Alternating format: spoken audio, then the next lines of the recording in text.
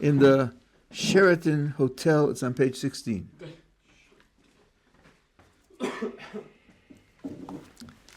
And we have now a little paragraph with some Talmudic reasoning.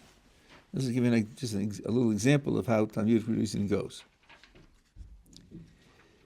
The verse that instructs us to have an occasion in which we recite, and as I told you, relive the story of the Exodus, begins with the words "V'higadav levincha."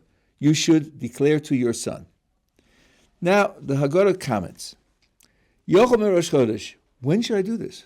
When should I have this meeting and go through a recitation and reliving of the Exodus from Egypt? Maybe I should start from the first day of the month of Nisan.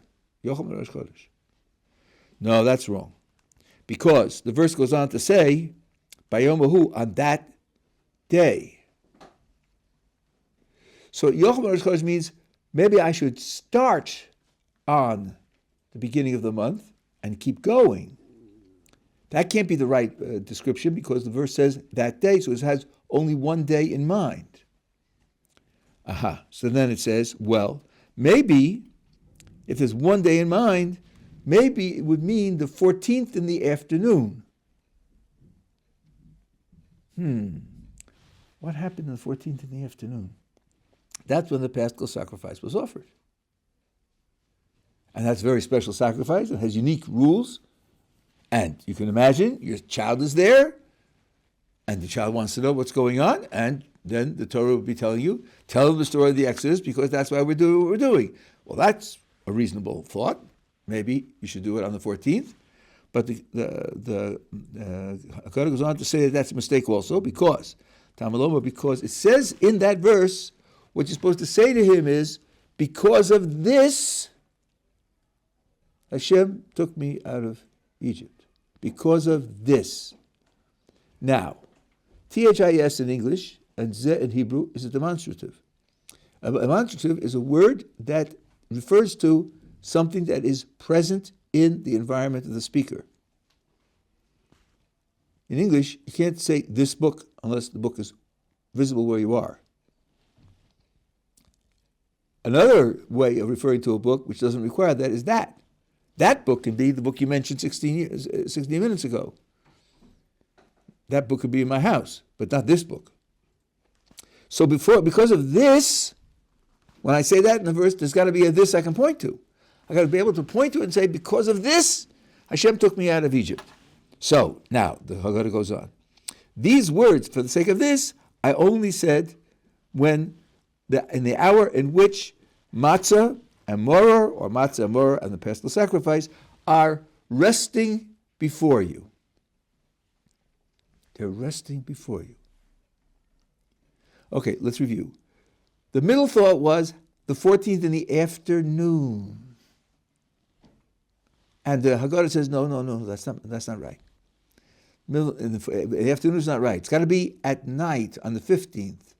How do I know? Because it says, for the sake of this, Hashem took me out. It's got to be on the table so you can point to it and say, for the sake of this. The obvious question is, put this on the table in the afternoon. And then ask. And then say it. And say for the point of this in the afternoon. How does, for the sake of this, being demonstrative, so you can point to the matzah, the moror, mean it's got to be at night? And the answer is this. Let's see. For the sake of this, God took me out of Egypt. Let's say it's the matzah. I don't know if you're aware, but in many places in the world, since Hanukkah, for months, there's been non-stop baking of matzah. Matzahs are shipped all over the world to various places. Some places, from after Sukkot, they've been baking matzah. Right? There's a cracker industry, a Jewish cracker industry, shipping to the world. Now, when I take my matzahs, put them on the table, and I say, for the sake of this, God took me out of Egypt, do I mean for the sake of the fact that there will be bakeries all over the world, and they'll be shipping them all over the world, and the world will be flooded with Jewish crackers? That's why God took me out of Egypt? Probably that's not the right answer. So when I point to the matzah and say, for the sake of this, God took me out of Egypt, I'm not pointing to the cracker as a cracker. I'm pointing to the mitzvah that I'm going to do with the cracker. He took me out for the sake of the mitzvah of matzah. Not the existence of crackers, but the mitzvah of eating it. And the mitzvah is only at night. You can't do the mitzvah in the afternoon. So you put it on the table at night, and then you can point to it and say, for the sake of this, Hashem took me out of Egypt. So this is a good example of Talmudic reasoning. You have a command. One of the things you want to know is when I should perform it. And you think up plausible possibilities, and then you look carefully into the verse, and you check the vocabulary and see whether they fit the words or they don't fit the words. And you come out with often a clear indication that, only one answer could be the right answer. Okay? This is all background to the mitzvah we're doing on that night. Now, it says, originally, our ancestors were idol worshippers. And now, Hashem has brought us close to his service. And it quotes a verse from the book of Joshua. Joshua said to the whole people, this is what Hashem, the God of Israel, says, on the other side of the river, your ancestors dwelled from old. Terach, Abraham's father, and the father of Nahor, who was Abraham's brother, and they served other gods. And I took your father, Abraham, from the other side of the river, and I guided him to the land of Canaan, which is the land of Israel, and I increased his descendants, and I gave him Isaac, and I gave to Isaac Yaakov, Jacob, and Esau, and I gave to Esau the mount of Seir as his to inherit it, and Yaakov and his children went down to Egypt. Okay, a very bland report of certain outlines of history, but hidden in this report is great principles.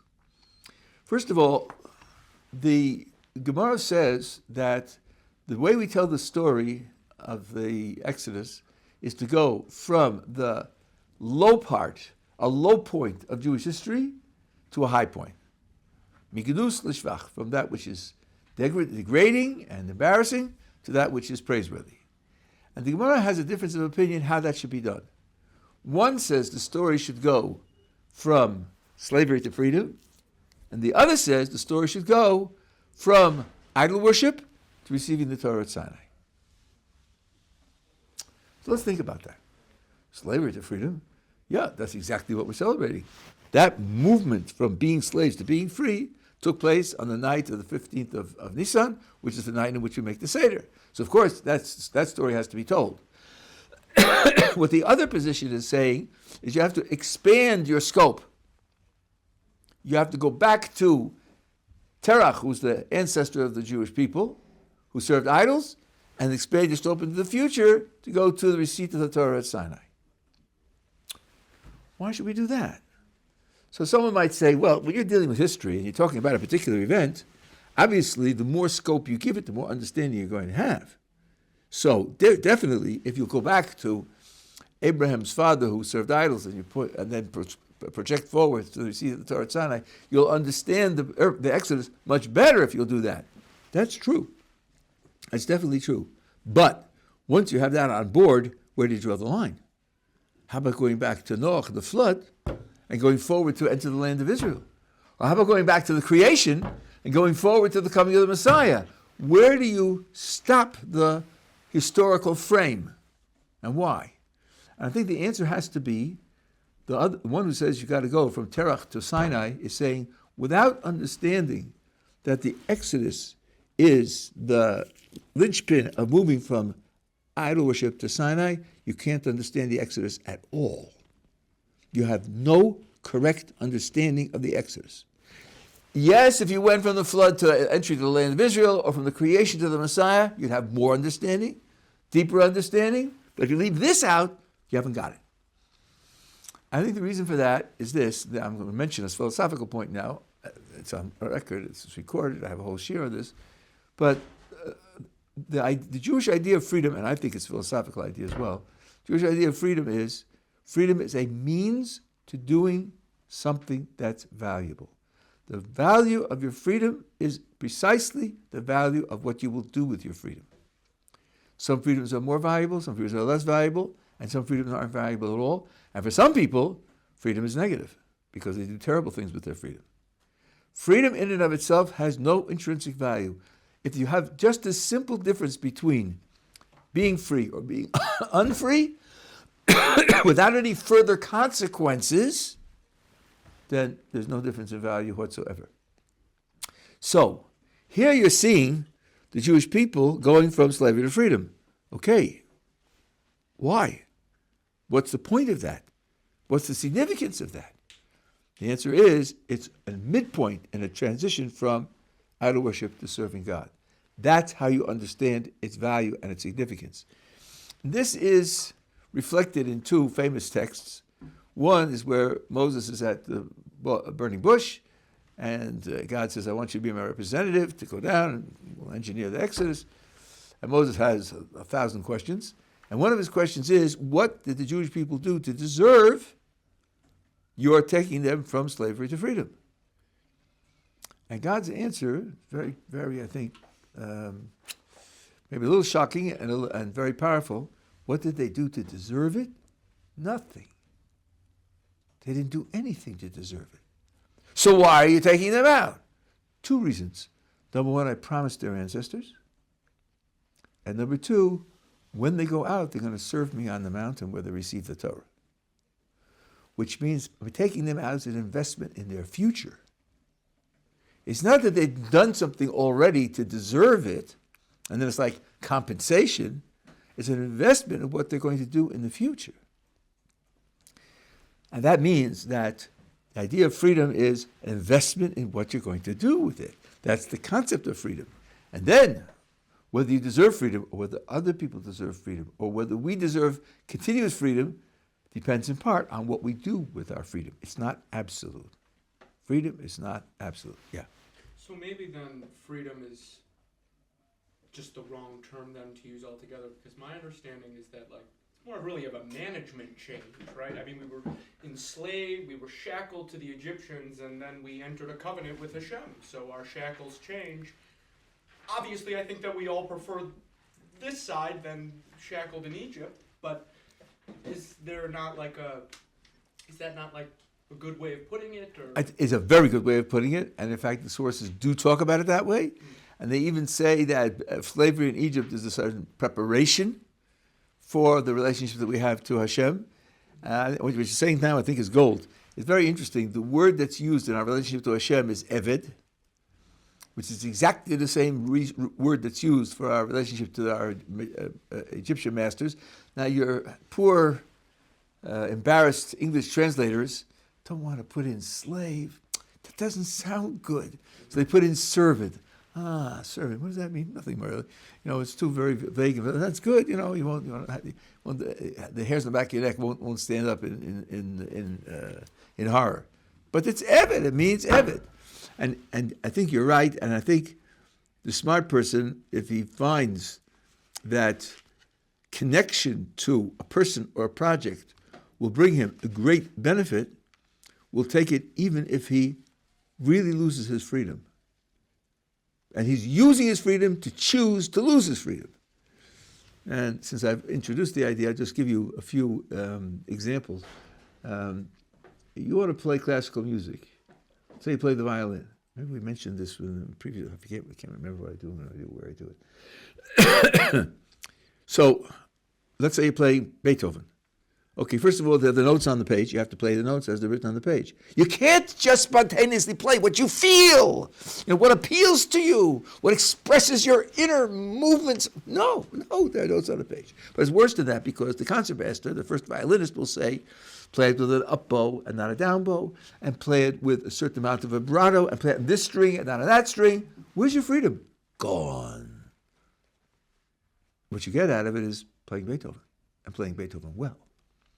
So there are times when you say, I'm willing to give up my freedom because giving it up in this way, I'll be doing something much better for me by giving up my freedom. There are people who have a rough adolescence and who go into the army because they know that in the army they'll learn discipline, they'll learn focus, they'll learn self-control, and sometimes they're right. They will learn that. In the army, you have very little freedom. Very little freedom. But they know that kind of, and people who have drug problems and who voluntarily go to a drug rehabilitation where, depending upon the type of rehabilitation it is, their day will be structured and their diet will be structured. And of course, they won't have access to the drug. And so the idea that you lose your freedom isn't something which contradicts the value of your life often. So now here the idea is, now freedom, I think, in order not to beg any questions, freedom is freedom from some kind of pressure or duress that affects your ability to choose. It's a negative concept, freedom from. I know people talk about freedom too, but I think that's inappropriate use of language and it's prejudicial. But then the question, what are you going to do with your freedom? So they went from being subject to the Egyptians to being not subject to the Egyptians. Then they chose to accept, as you said, a change of management. And that's something which then, it does put them in another position of servitude, but they chose it. That's what they used the loss of the control of the Egyptians to be able to do. So I think that picture is very good. So that's the first thing here, to understand what the value of freedom is in Jewish terms. That's number one. And then, what about this verse from Joshua? I know here in my text is split up into a separate paragraph. I took your father Abraham from across the river, and I guided him through the land of Canaan, and I increased his descendants. I gave him Isaac. Doesn't mention Ishmael, interestingly. That to Isaac I gave Jacob and Esau. I gave Esau the land of Seir, Mount of Seir, and Yaakov and his children went down to Egypt. Now, why is Joshua telling me about the history of Esau? Like, what do I care about that? Why is that in the same breath?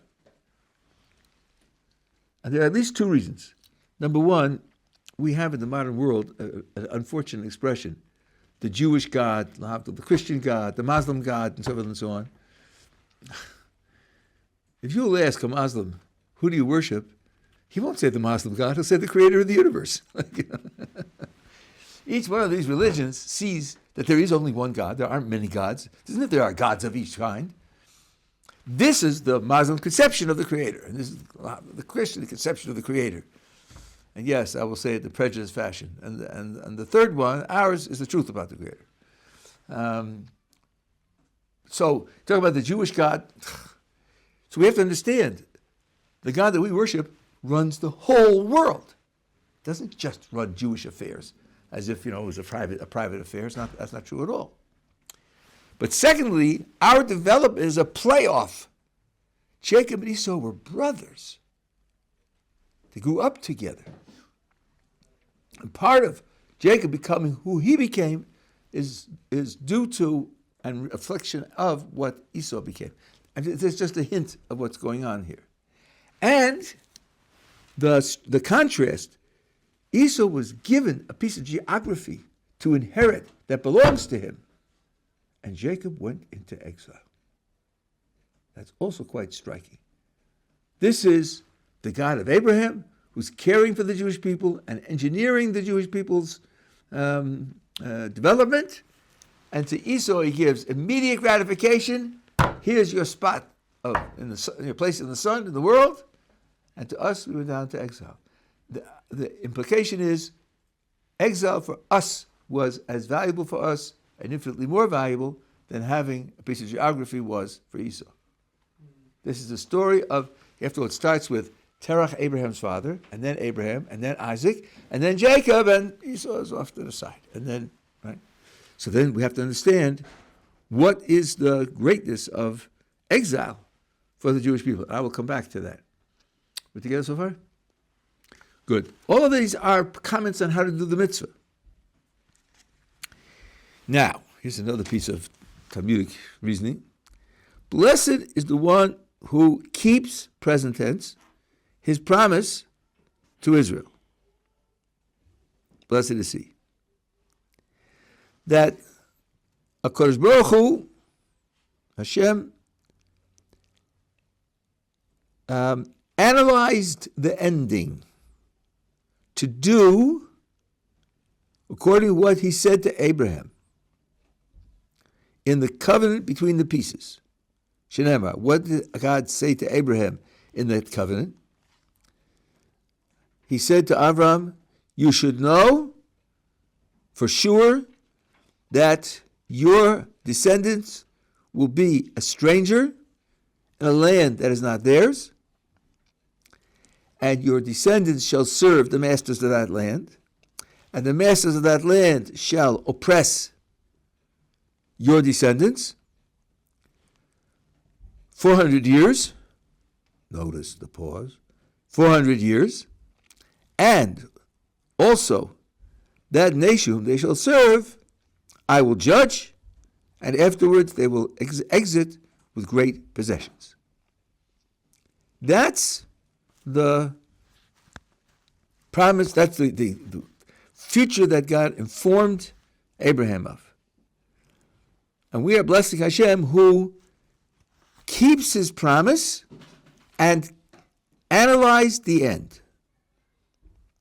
Now, this says 400 years. As a matter of fact, the Jews were in Egypt 210 years. So that has to be understood. That has to be understood. And now I'm going to point out to you that the verse that describes what Hashem said to Avram is ambiguous. And it is what philosophers of language call syntactic ambiguity. The ambiguity is in the structure of the sentence. What modifies what relates to what. Let me read it to you again, and then I'll tell you the kind of structure we're talking about. What did HaKadosh Baruch Hu say to Avram? You shall surely know that your descendants will be strangers in a land that doesn't belong to them, and they will serve the masters of the land, and the masters of the land will oppress them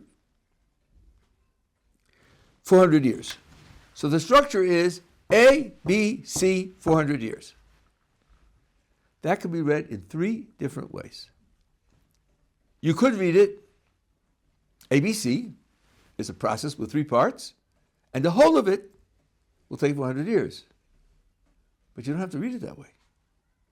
You could read it, A is going to happen, maybe it'll take 1,000,000 years. I'm not talking about A. A will happen, and then B and C will happen for 400 years. Or you could read it, A is going to happen on its own time, and B is going to happen on its own time, comma, pause, and C will happen for 400 years. What does the 400 years modify? The whole of ABC? Or just B and C? Or just C? The text doesn't tell you. Well, if that's the case, there are at least three different ways you could understand the verse, and this gives the Creator a certain flexibility. Because if he manages the history so that A, B, and C together take 400 years, the verse came true. If he manages the verse so that A is separate and B and C take 400 years, the verse came true. And if he manages that A and B are separate and C took 400 years, the verse comes true. The verse could come true in three different ways, which gives the Creator choices as to how to manage the history so as to make the verse true. Now, it's time for a little quiz. Which of the three possible ways of reading it would make the total historical period shortest? ABC is 400 years? Sorry? ABC would be 400 years. Right. If all three together are 400 years, that's the shortest possible length of the historical period. If A is separate and there's no limit to how long it could be, then the whole thing could be much, much longer. Now, the description of A, B, and C doesn't all refer to slavery. It doesn't even all refer to being in Egypt. So here's how the tradition takes it, based on other verses that calculate the events. When Abraham has his son Isaac, from that time on until the Exodus is 400 years. Did Abraham have possession of the land of Canaan in which he was living? No, he did not. Proof, when Sarah dies, he has to buy her a burial plot. Hello, if the whole land belongs to him, he wouldn't have to buy it. He has to buy it and pay for it with good currency. See, he's already living in a land that doesn't belong to him. But the verse says, your children, your descendants will be a stranger. Okay. So then once Isaac is born, that time can be triggered. And then they move from one land that doesn't belong to them, namely Canaan, to another land that doesn't belong to them, namely Egypt. And then the oppression starts, and the slavery starts. All of that takes 400 years. The 210 is the time they spent in Egypt.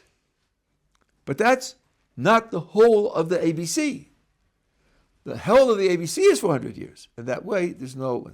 Now, this is what says, he analyzed the end, because analysis means, not that means, but it backs up, in this case, a choice of alternatives. How shall I manage it? And our sources tell us that if another day had gone by in Egypt, the whole process would have been lost. Our assimilation and loss of Jewish identity and Jewish values and Jewish focus was so profound that had we been there another day, the whole experiment would have been over. So Kodesh Baruch Hu realized the interpretation of the verse that makes the period of time the shortest, so as to be able to take us out in time, so as to be able to save us. That's what it means that he calculated the end. And by the way, the numerical value of Kates is 190. And so 400 minus 190 is 210, which is the number of years that we were there. So that's Kuf Tzadi. Where is that? Chishev es HaKetz.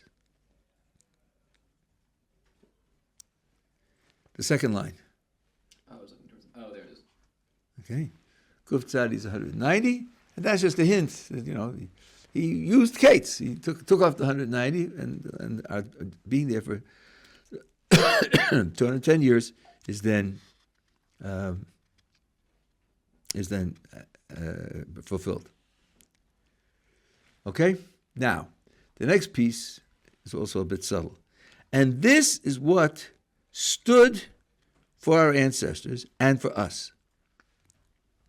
For not only one, historically, stood up against us to destroy us, to annihilate us, rather, in every generation, there are those who stand up against us to annihilate us, and HaKadosh Baruch Hu saves us from their hand. Okay, now if you learned in Cheder, they're very, very careful about this. If there's a pronoun, they'll ask you, what does it refer to? If it says he, which he? Then, what time was it? There, what place was it? They force you to identify the references of the pronouns. Here you start with a pronoun, and this is what has stood for our ancestors, for us. What's the this?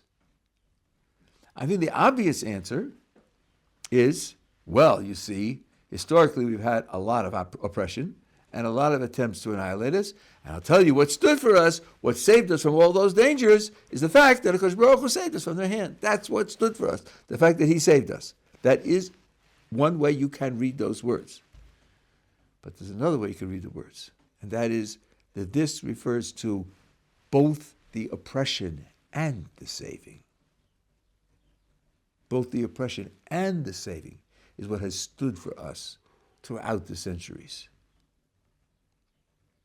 Because typically the oppression comes to the Jewish people as a whole, or a large body of the Jewish people, because of their growing failures to grasp and to be committed to and to realize and live the way the Torah wants them to live.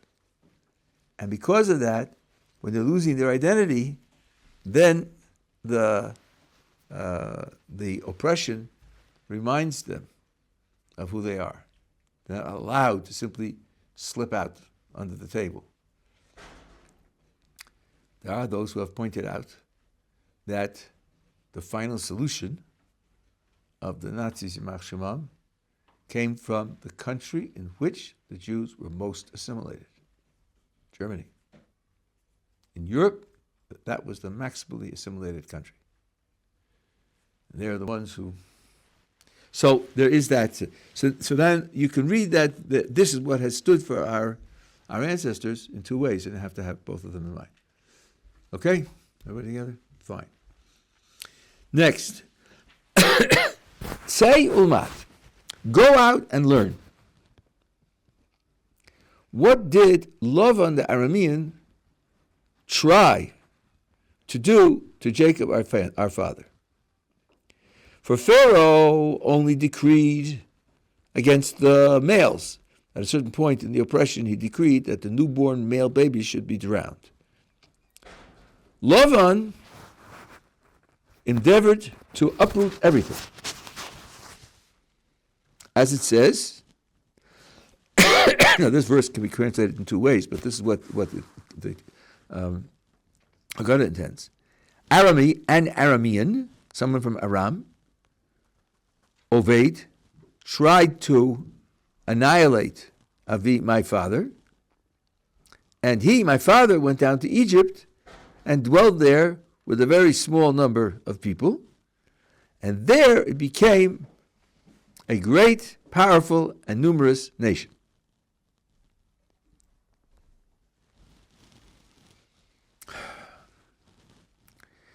Well,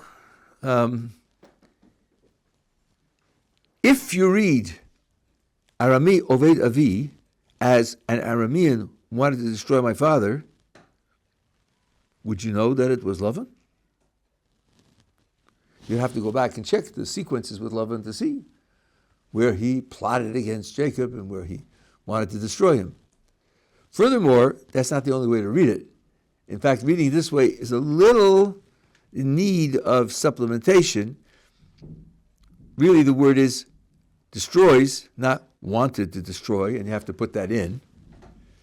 It could be read, Arami, Oved, a wandering Aramite, because Oved can mean also wandering, lost, was my father. My father was a wandering person from Aram, and he went down to Egypt. You could read it that way, then it wouldn't refer to Lavan at all. Okay, let's go back to the beginning of the paragraph. Say ulmat, go out and learn. That's a very atypical invitation in our literature. Very atypical. In the Babylonian Talmud, the invitation to an analysis or a group discussion is Toshma, come and hear. Come, not go out, and hear, not learn. In the Jerusalem Talmud and in the Zohar, the invitation is Toach Chazi or Toach Chami, which means come and see. This is utterly different. It's not come, it's go out. And it's not see or hear, it's learn. I did find this phrase once else in the Talmud, but it's very, very rare. What does it mean? Well, to go out means at least to leave where you are. So you're in a place, and where you are, you're not going to get it. You're blinded, you're prejudiced, you're not going to get it. You got to exit that place. And after you exit the place, the point that we're making is one which can be understood and appreciated if you learn it. If you learn it. So obviously there's something subtle here about what's going on, and it could be missed. If you go back through the sequence with Lavan, I'm not going to do it now, it would take too long, but go back to the sequence of Lavan, he's the kind of person who is careful to make his surface appearance appropriate, but he is totally self-centered, totally materialistic, and totally antagonistic to Jacob's goal of living a certain type of life. So let me rehearse just a few of the details. Jacob is running because his brother Esau wants to kill him, and his mother found an excuse, go to my family, Lavan is her brother, go to my family in Lavan, in Aram, and there you'll take refuge until Esau doesn't want to kill you anymore. So he comes, And Laban takes him in, he's family. And then after 30 days, Laban says, listen, you and I are family. Why should you serve me for nothing? Why should you serve me for nothing? What's he talking about? What he's talking about is the very first day he took him in, he put him to work. You wanna sleep here? You wanna eat here? Work! No freeloading here. Oh, we're family? Yeah. After a month he says, Conley, we are family. You shouldn't have to serve me for nothing. Nothing. No, I'll pay you. Tell me what you want as wages. What does that sound like? Number one, no one stays here free.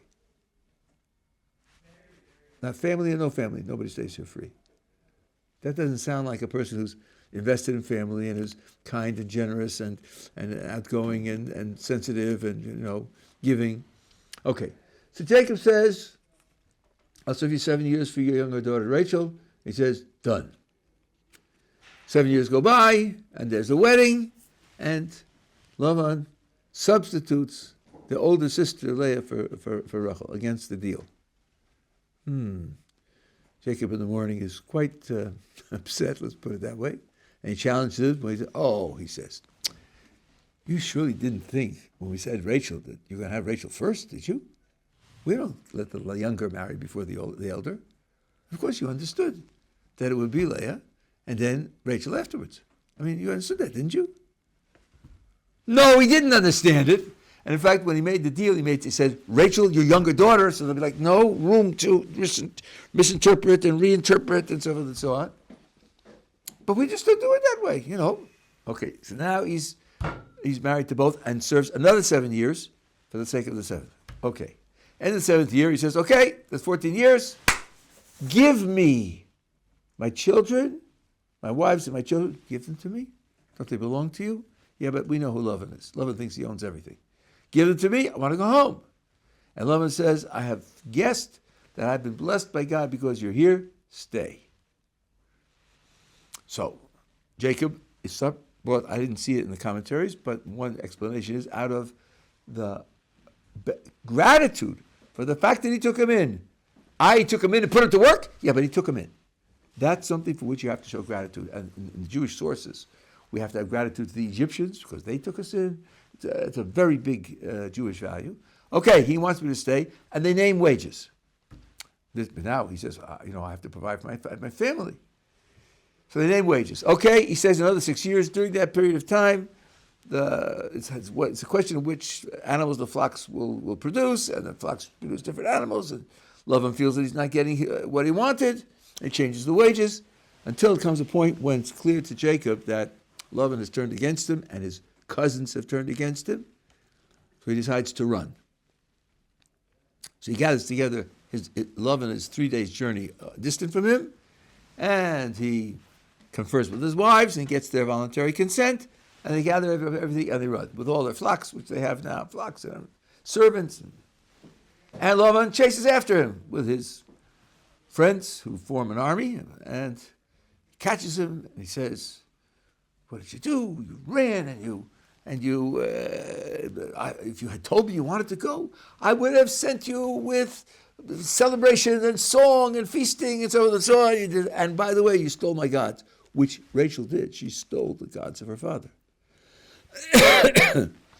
So Jacob says, I ran because I said that if I don't run, you'll take your daughters and your grandchildren from me, and they belong to me. And as far as stealing your gods, search everywhere you want. We'll see if you find your gods in my possessions. He searches everywhere, doesn't find them. That's the whole story, how Rachel was able to hide them. So then Jacob opens up after 20 years. And it's a long speech. You ran after me, you treated me like a thief. Here, show before my company and your company. Where's the stolen goods that you said I have? It's not here. You're a liar. And furthermore, if I had not run, you would have taken everything from me. I ran because otherwise I would have been left with nothing. You wouldn't have sent me with a celebration and music and dancing. You would have stolen everything from me. So then Laban makes the following speech. Oh, by the way, the first thing that Lavan says when he speaks to Jacob, he says, I have the power to do evil to you. And the word you there is plural. Lasos lachem ra. But the God of your father came to me last night and told me not to do that, which is written in the text itself that God came to. I have the power to do evil to you, plural. Who's you, plural? Well, what? His daughters and his grandchildren and the flocks and everything else. And now he says, the daughters are mine, and the grandchildren are mine, and the flocks are mine. Everything you see is mine. Oh, really? Aha. So that's how you look at it, hey?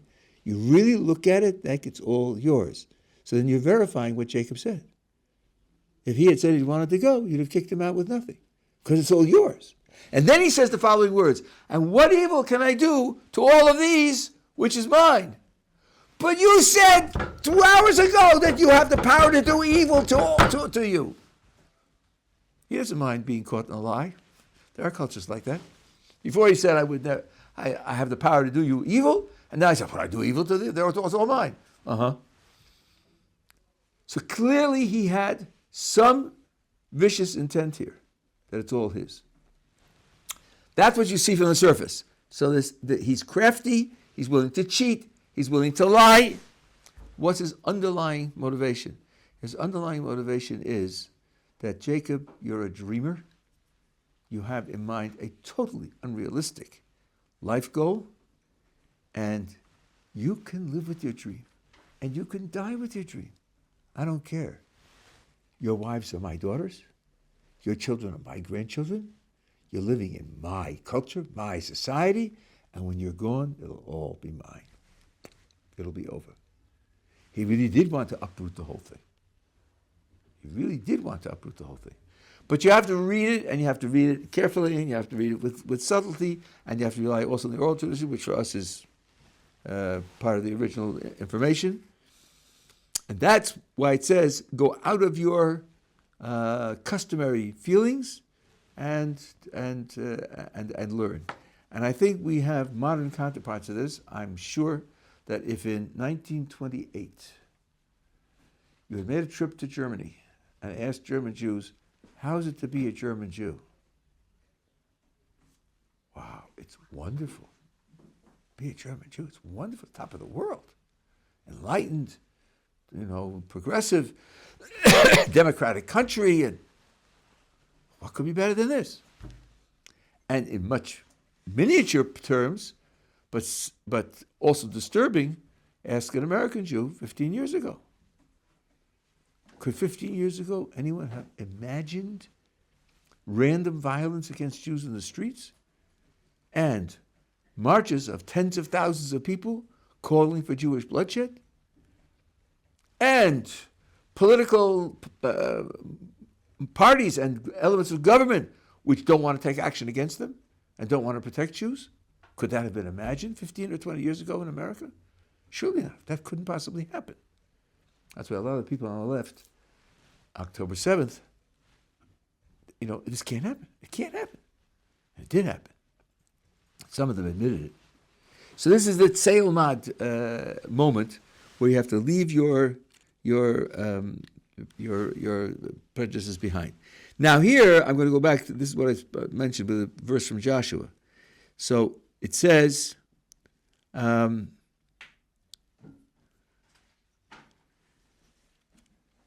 Pharaoh only decreed against the newborn male children, and he wanted to uproot everything. The Netziv has an essay on anti-Semitism, and in particular on exile, what it means to live in exile and to be successful in exile. The Netziv says what the verse in Joshua and these verses over here tell us is that we had to undergo a period of exile for a certain purpose I'm not going to go into at the moment, and he gave us instructions how to survive. Yisrael Badad.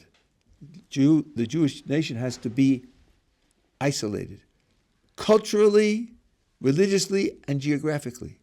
Who made the first ghetto? So you say, well, see, ghetto is an Italian word. Probably it was an early European thing that happened in Italy. No. The first ghetto was made by Joseph. Because when he told his family to come down, he said, come to Goshen. Goshen is near me. You'll all be in Goshen. Geographically centralized, where you'll all be together. Furthermore, they were practicing circumcision, which means they were physically different from the Egyptians. Now, the Netziv points out, there's a verse which says, God overturned their hearts to hate his people. That means, when the Jews first came down to Egypt, they weren't hated. They were respected. Indeed, the Netziv says, they were loved.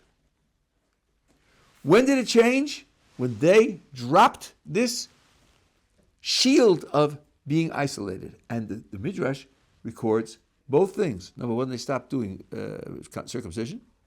And number two, they moved out geographically to live cheek by jowl with the Egyptians. So much so that when we left, it says, Kodesh Baruch Hu says, tell them, each woman should take from her neighbor, her Egyptian neighbor, her valuables, and I'll make sure that they want to give it to you, and so forth and so on. It means we had Egyptian neighbors. We weren't living in Goshen anymore. So, says the Netziv, the fact that they gave up the divine strategy of survival, not only survival, but security and flourishing in exile, since they gave it up. So then, the security and the flourishing disappeared. So, this idea of what Paro wanted to do is because we gave that up. And now he says, had we spent the 400 years with Lavan, we would have been totally lost. We would have been totally lost. So the going down to Egypt was a way of saving us, because in Egypt we have a survival mechanism. We didn't use that survival mechanism to the greatest extent that we could have, and therefore the end had to be hastened, not 400 years, but 210 years. Yes, but at least you had a mechanism. That's what he says. And I believe, I understand him correctly, by applying it this way. When he lived with Lavan, he couldn't have used that survival mechanism, because his wives were Lavan's daughters, and his children are Lavan's grandchildren. Where are you going to go? Live in a cave? He couldn't isolate himself there. And since that's the survival and flourishing mechanism in exile, he couldn't put it into practice. So he moved him to Egypt, where he could put it into practice, and his descendants could put it into practice. And as long as they did, things were good. And as soon as they didn't, then it began to deteriorate. So that's a deeper picture of what's going on here. That this going down to Egypt was saving us from an even worse fate. That's an Arami Oved Avi. This Aramean wanted to destroy. He would have been successful. He would have been successful. And you could ask, well, why didn't he give us a strategy to overcome that? That I don't know. He wanted this strategy to be the strategy that we employ, and that's why we went down to Egypt. So these are some themes that are not exactly on the surface, but they're there. Okay.